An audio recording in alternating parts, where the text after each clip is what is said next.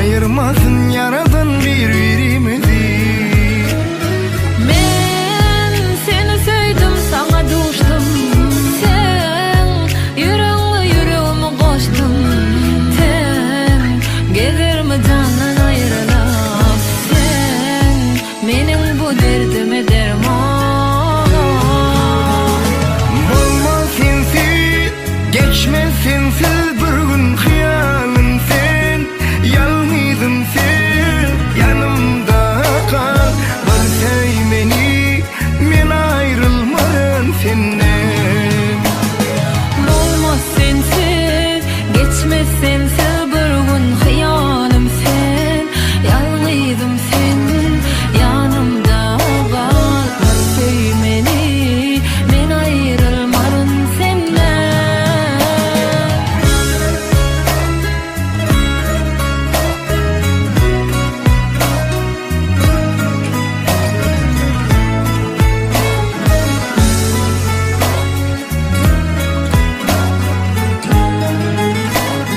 Tüm söygüyüm bilen geçerin men söygüyümün ahli yolların. Kim bilmese de bilerin senin yolun doğru yolluğun. Men seni söydüm, sana duştum. Sen yüreğime yüreğime koştum.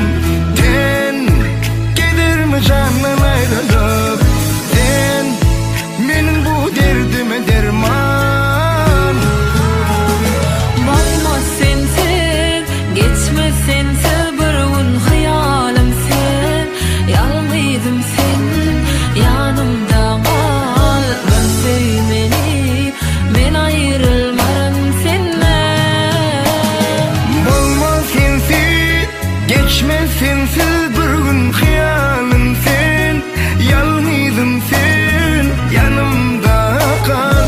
Bal sevmeni, men ayrılmarım senden. Olmaz sensiz, geçmez sensiz bir gün hıyalım sen. Yalnızım sen, yanımda kal. Ben sevmeni, men ayrılmam.